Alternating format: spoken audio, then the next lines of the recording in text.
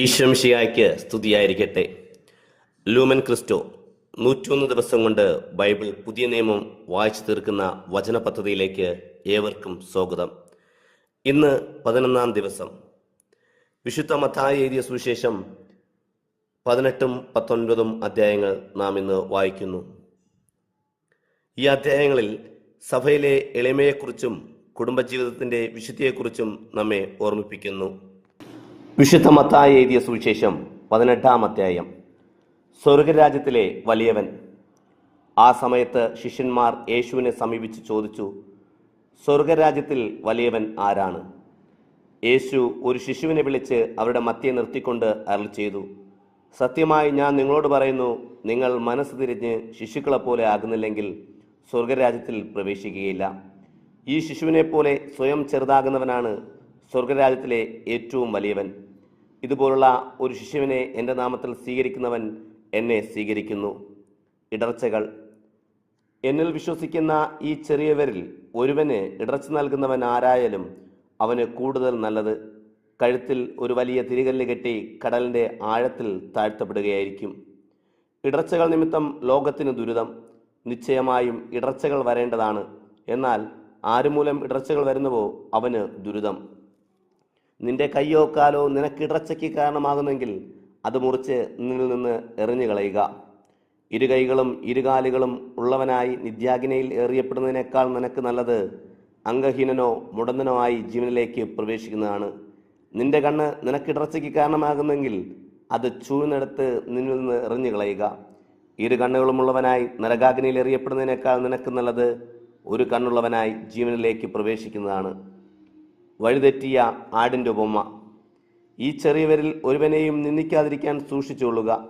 കാരണം സ്വർഗത്തിൽ അവരുടെ മാലാഹന്മാർ സ്വർഗസ്നായ എൻ്റെ പിതാവിൻ്റെ മുഖം എപ്പോഴും ദർശിച്ചുകൊണ്ടിരിക്കുകയാണെന്ന് ഞാൻ നിങ്ങളോട് പറയുന്നു. നിങ്ങൾക്ക് എന്തു തോന്നുന്നു? ഒരാൾക്ക് 100 ആടുകൾ ഉണ്ടായിരിക്കെ അതിലൊന്ന് വഴിതെറ്റിപ്പോയാൽ 99നെയും മലയിൽ വിട്ടിട്ട് വഴിതെറ്റിയതിനെ അവൻ അന്വേഷിച്ചു പോവുകയില്ലേ? അതിനെ കണ്ടെത്തിയാൽ വഴിതെറ്റിപ്പോകാത്ത 99നെ കുറിച്ചതിനേക്കാൾ അതിനെക്കുറിച്ച് അവൻ സന്തോഷിക്കുമെന്ന് സത്യമായി ഞാൻ നിങ്ങളോട് പറയുന്നു. ഇതുപോലെ ഈ ചെറിയവരിൽ ഒരുവൻ പോലും നശിച്ചു പോകുക എന്നത് സ്വർഗസ്നായ നിങ്ങളുടെ പിതാവിൻ്റെ ഹിതമല്ല. പരസ്പരം തിരുത്തുക. നിന്റെ സഹോദരൻ നിനക്കെതിരെ തെറ്റ് ചെയ്താൽ നീയും അവനും മാത്രമായിരിക്കുമ്പോൾ ചെന്ന് ആ തെറ്റ് അവനെ ബോധ്യപ്പെടുത്തി കൊടുക്കുക. അവൻ നിന്റെ വാക്ക് കേൾക്കുന്നില്ലെങ്കിൽ നീ നിന്റെ സഹോദരനെ നേടിക്കഴിഞ്ഞു. പരസ്പരം തിരുത്തുക. നിന്റെ സഹോദരൻ നിനക്കെതിരെ തെറ്റ് ചെയ്താൽ നീയും അവന് മാത്രമായിരിക്കുമ്പോൾ ചെന്ന് ആ തെറ്റ് അവന് ബോധ്യപ്പെടുത്തി കൊടുക്കുക. അവൻ നിന്റെ വാക്ക് കേൾക്കുന്നെങ്കിൽ നീ നിന്റെ സഹോദരനെ നേടിക്കഴിഞ്ഞു. അവൻ കേൾക്കുന്നെങ്കിലെങ്കിലോ ഓരോ വാക്കും 2-3 സാക്ഷികളാൽ സ്ഥിരീകരിക്കപ്പെടുന്നതിന് വേണ്ടി നിന്നോടൊപ്പം 1-2 പേരെ കൊണ്ടുപോകുക. അവൻ അവരെയും കേൾക്കാൻ വിസമ്മതിക്കുന്നെങ്കിൽ സഭയോട് പറയുക. സഭയെയും കേൾക്കാൻ വിസമ്മതിക്കുന്നെങ്കിൽ അവൻ നിനക്ക് വിജാതീയനെ പോലെയും ചുങ്കക്കാരനെ പോലെയും ആയിരിക്കട്ടെ. സത്യമായി ഞാൻ നിങ്ങളോട് പറയുന്നു, നിങ്ങൾ ഭൂമിയിൽ കെട്ടുന്നതെല്ലാം സ്വർഗത്തിലും കെട്ടപ്പെട്ടിരിക്കും, നിങ്ങൾ ഭൂമിയിൽ അഴിക്കുന്നതെല്ലാം സ്വർഗത്തിലും അഴിക്കപ്പെട്ടിരിക്കും. വീണ്ടും ഞാൻ നിങ്ങളോട് പറയുന്നു, ഭൂമിയിൽ നിങ്ങൾ 2 പേർ യാചിക്കുന്ന ഏത് കാര്യത്തിലും ഏകമനസ്കരാണെങ്കിൽ സ്വർഗസ്നായ എൻ്റെ പിതാവ് നിറവേറ്റിത്തരും. എന്നാൽ 2-3 പേർ എൻ്റെ നാമത്തിൽ ഒരുമിച്ച് കൂടുന്നിടത്ത് അവരുടെ മധ്യേ ഞാൻ ഉണ്ടായിരുന്നു. നിർദ്ദയനായ ഭൃത്യന്റെ ഉപമ. അപ്പോൾ പത്രോസ് അടുത്തു വന്ന് അവനോട് ചോദിച്ചു, കർത്താവേ, എൻ്റെ സഹോദരൻ എന്നോട് തെറ്റ് ചെയ്താൽ എത്ര പ്രാവശ്യം ഞാൻ അവനോട് ക്ഷമിക്കണം? 7 പ്രാവശ്യമോ?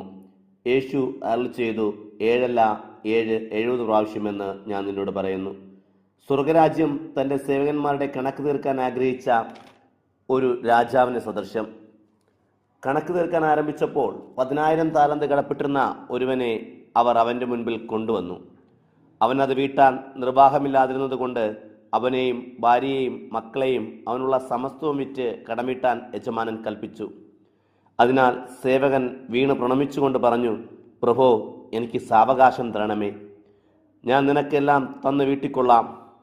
ആ സേവകന്റെ യജമാനൻ കരുണ തോന്നി അവനെ വിട്ടയക്കുകയും കടം ഇളച്ചു കൊടുക്കുകയും ചെയ്തു. അവൻ പുറത്തിറങ്ങിയപ്പോൾ തനിക്ക് 100 ദിനാറ കടപ്പെട്ടിരുന്ന സഹസേവകരിൽ ഒരുവനെ കണ്ടുമുട്ടി. അവൻ്റെ കഴുത്ത് പിടിച്ച് ഞെക്കിക്കൊണ്ട് അവൻ പറഞ്ഞു, നീ കടപ്പെട്ടത് തന്നു തീർക്കുക. അപ്പോൾ ആ സഹസേവകൻ അവനോട് കേണപേക്ഷിച്ചു, എനിക്ക് സാവകാശം തരണമേ, നിനക്ക് തന്നു തീർത്തുകൊള്ളാം. എന്നാൽ അവൻ സമ്മതിച്ചില്ല. മറിച്ച് അവൻ പോയി കടം വീട്ടുന്നതുവരെ അവനെ കാരാഗൃഹത്തിലേക്ക് തള്ളി. അതിനാൽ അവൻ്റെ സഹസേവകൻ സംഭവിച്ചത് കണ്ട് ഏറെ സങ്കടപ്പെട്ട് യജമാനൻ്റെ അടുക്കൽ പോയി നടന്നതെല്ലാം വിവരിച്ചു. യജമാനൻ അവനെ വിളിച്ചു പറഞ്ഞു, ദുഷ്ടനായ സേവക, നീ എന്നോട് കേണപേക്ഷിച്ചുകൊണ്ട് ആ കടമെല്ലാം നിനക്ക് ഞാൻ ഇളച്ചു തന്നു. ഞാൻ നിന്നോട് കരുണ കാണിച്ചതുപോലെ നീയും നിന്റെ സഹസേവകനോട് കരുണ കാണിക്കേണ്ടതായിരുന്നില്ലേ? അവൻ്റെ യജമാനൻ കോപിച്ച് കടം മുഴുവൻ വീട്ടുന്നവരെ അവനെ ദണ്ഡകർക്ക് ഏൽപ്പിച്ചു കൊടുത്തു. ആകയാൽ നിങ്ങൾ ഓരോരുത്തരും സഹോദരനോട് ഹൃദയപൂർവ്വം ക്ഷമിക്കുന്നില്ലെങ്കിൽ സ്വർഗസ്ഥനായ എൻ്റെ പിതാവും നിങ്ങളോട് ഇതുപോലെ തന്നെ ചെയ്യും. വിശുദ്ധ മത്തായി എഴുതിയ സുവിശേഷം 19-ാം അധ്യായം. വിവാഹമോചനം സംബന്ധിച്ച്. അങ്ങനെ യേശു ഈ വാക്കുകൾ അവസാനിപ്പിച്ചപ്പോൾ ഗലീല വിട്ട് ജോർദാൻ അക്കരെ യൂദായ പ്രദേശങ്ങളിലെത്തി.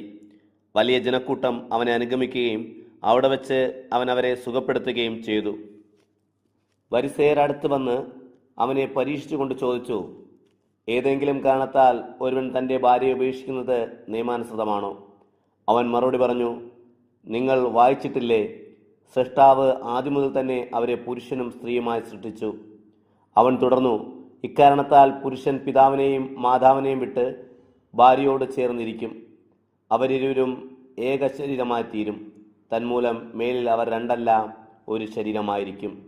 ആകയാൽ ദൈവം യോജിപ്പിച്ചത് മനുഷ്യൻ വേർപ്പെടുത്താതിരിക്കട്ടെ. അവർ അവനോട് ചോദിച്ചു, അങ്ങനെയെങ്കിൽ ഉപേക്ഷപാത്രം നൽകി ഭാര്യയെ ഉപേക്ഷിക്കാമെന്ന് മോശ വിധിച്ചതെന്തുകൊണ്ട്? അവൻ പറഞ്ഞു, നിങ്ങളുടെ ഹൃദയകാഠിന്യ നിമിത്തമാണ് ഭാര്യമാരെ ഉപേക്ഷിക്കാൻ മോശ നിങ്ങൾക്ക് അനുമതി നൽകിയത്. പക്ഷേ ആദ്യം മുതൽ തന്നെ അങ്ങനെ ആയിരുന്നില്ല. എന്നാൽ ഞാൻ നിങ്ങളോട് പറയുന്നു, പരസംഗം മൂലമല്ലാതെ മറ്റേതെങ്കിലും കാരണത്താൽ ഭാര്യയെ ഉപേക്ഷിച്ച് മറ്റൊരുവളെ വിവാഹം ചെയ്യുന്നവൻ വ്യഭിചാരം ചെയ്യുന്നു. ശിഷ്യന്മാർ അവനോട് പറഞ്ഞു, ഭാര്യ ഭർത്തൃബന്ധം ഇത്തരത്തിലുള്ളതാണെങ്കിൽ വിവാഹം ചെയ്യാതിരിക്കുന്നതാണല്ലോ ഭേദം. അവൻ അവരോട് പറഞ്ഞു, ആർക്ക് നൽകപ്പെട്ടുവോ അവരല്ലാതെ മറ്റാരും ഈ വചനം ഗ്രഹിക്കുന്നില്ല. എന്തെന്നാൽ മാതാവിൻ്റെ ഉദരത്തിൽ നിന്ന് തന്നെ ഷണ്ഡരായി ജനിക്കുന്നവരുണ്ട്, മനുഷ്യരാൽ ഷണ്ഡരാക്കപ്പെടുന്നവരുമുണ്ട്. സ്വർഗരാജ്യത്തെ പ്രതി തങ്ങളെ തന്നെ ഷണ്ഡരാക്കുന്നവരുമുണ്ട്. ഗ്രഹിക്കാൻ കഴിവുള്ളവൻ ഗ്രഹിക്കട്ടെ. ശിശുക്കളെ അനുഗ്രഹിക്കുന്നു. അപ്പോൾ അവരുടെ മേൽ കൈകൾ വച്ച് പ്രാർത്ഥിക്കുന്നതിനായി ചിലർ ശിശുക്കളെ അവൻ്റെ അടുത്ത് കൊണ്ടുവന്നു. ശിഷ്യന്മാർ അവരെ ശകാരിച്ചു. എന്നാൽ യേശു പറഞ്ഞു, ശിശുക്കളെ എൻ്റെ അടുക്കൽ വരാൻ അനുവദിക്കുവിൻ, അവരെ തടയേണ്ട. എന്തെന്നാൽ സ്വർഗരാജ്യം അവരെ പോലെയുള്ളവരുടേതാണ്. അവൻ അവരുടെ മേൽ കൈകൾ വെച്ച ശേഷം അവിടെ നിന്ന് പോയി. ധനികനായ യുവാവ്. അപ്പോൾ ഒരുവൻ അവനെ സമീപിച്ച് ചോദിച്ചു, ഗുരു, നിത്യജീവൻ പ്രാപിക്കാൻ ഞാൻ എന്ത് നന്മ ചെയ്യണം? അവൻ പറഞ്ഞു, നന്മയെപ്പറ്റി നീ എന്നോട് ചോദിക്കുന്നത് എന്തിന്? നല്ലവൻ ഒരുവൻ മാത്രം. ജീവനിൽ പ്രവേശിക്കാൻ അഭിലഷിക്കുന്നെങ്കിൽ പ്രമാണങ്ങൾ പാലിക്കുക. അവൻ ചോദിച്ചു, ഏതെല്ലാം? യേശു പ്രതിരോധിച്ചു, കൊല്ലരുത്, വ്യഭിചാരം ചെയ്യരുത്, മോഷ്ടിക്കരുത്, കള്ളസാക്ഷ്യം നൽകരുത്, പിതാവിനെയും മാതാവിനെയും ബഹുമാനിക്കുക, നിന്നെപ്പോലെ നിന്റെ അയൽക്കാരനെയും സ്നേഹിക്കുക. ആ യുവാവ് അവനോട് പറഞ്ഞു, ഇവയെല്ലാം ഞാൻ പാലിച്ചിട്ടുണ്ട്, ഇനിയും എന്താണ് എനിക്ക് കുറവ്? യേശു അവനോട് പറഞ്ഞു, നീ പൂർണ്ണനാകാൻ ആഗ്രഹിക്കുന്നെങ്കിൽ പോയി നിനക്കുള്ളതെല്ലാം വിറ്റ് ദരിദ്രർക്ക് കൊടുക്കുക. അപ്പോൾ സ്വർഗത്തിൽ നിനക്ക് നിക്ഷേപമുണ്ടാകും. പിന്നെ വന്ന് എന്നെ അനുഗമിക്കുക. എന്നാൽ ഈ വചനം കേട്ട ആ യുവാവ് ദുഃഖിതനായി തിരിച്ചുപോയി. എന്നാൽ അവന് വളരെയേറെ സമ്പത്തുണ്ടായിരുന്നു. യേശു ശിഷ്യന്മാരോട് അരുളി ചെയ്തു, സത്യമായി ഞാൻ നിങ്ങളോട് പറയുന്നു, ധനവാൻ സ്വർഗരാജ്യത്തിൽ പ്രവേശിക്കുന്നത് ദുഷ്കരമാണ്. വീണ്ടും ഞാൻ നിങ്ങളോട് പറയുന്നു, ധനവാൻ സ്വർഗരാജ്യത്തിൽ പ്രവേശിക്കുന്നതിനേക്കാൾ എളുപ്പം ഒട്ടകം സൂചിക്കുഴയിലൂടെ കടക്കുന്നതാണ്. ശിഷ്യന്മാർ ഇത് കേട്ട് വിസ്മയഭരിതരായി അവനോട് ചോദിച്ചു, അങ്ങനെയെങ്കിൽ രക്ഷപ്പെടാൻ ആർക്ക് സാധിക്കും? യേശു അവരെ നോക്കിക്കൊണ്ട് പറഞ്ഞു, മനുഷ്യർക്ക് ഇത് അസാധ്യമാണ്, എന്നാൽ ദൈവത്തിന് എല്ലാം സാധ്യമാണ്. അപ്പോൾ പത്രോസ് പറഞ്ഞു, ഇതാ ഞങ്ങളെല്ലാം ഉപേക്ഷിച്ച് നിന്നെ അനുഗമിച്ചിരിക്കുന്നു, ഞങ്ങൾക്ക് എന്താണ് ലഭിക്കുക? യേശു അവരോട് പറഞ്ഞു, സത്യമായി ഞാൻ നിങ്ങളോട് പറയുന്നു, പുതിയ ജീവിതത്തിൽ മനുഷ്യപുത്രൻ തൻ്റെ മഹത്വത്തിൻ്റെ സിംഹാസനത്തിൽ ഉപവിഷ്ടനാകുമ്പോൾ എന്നെ അനുഗമിച്ച നിങ്ങൾ ഇസ്രായേലിൻ്റെ 12 ഗോത്രങ്ങളെ വിധിച്ചുകൊണ്ട് 12 സിംഹാസനങ്ങളിൽ ഇരിക്കും. എൻ്റെ നാമത്തെ പ്രതി ഭവനങ്ങളെയോ സഹോദരന്മാരെയോ സഹോദരിമാരെയോ പിതാവിനെയോ മാതാവിനെയോ മക്കളെയോ വയലുകളെയോ പരിത്യജിക്കുന്ന ആർക്കും 100 ഇരട്ടി ലഭിക്കും. അവൻ നിത്യജീവൻ അവകാശമാക്കുകയും ചെയ്യും. എന്നാൽ മുമ്പന്മാരായ അനേകർ പിമ്പന്മാരും പിമ്പന്മാർ മുമ്പന്മാരുമാകും. ഇന്നത്തെ വചനവായന ഇവിടെ അവസാനിക്കുമ്പോൾ കുട്ടികളെപ്പോലെ വിനയമുള്ളവരാകാനും മറ്റുള്ളവരോട് നിരുപാധികം ക്ഷമിക്കാനും ഈ വചനങ്ങൾ നമ്മെ ആഹ്വാനം ചെയ്യുന്നു.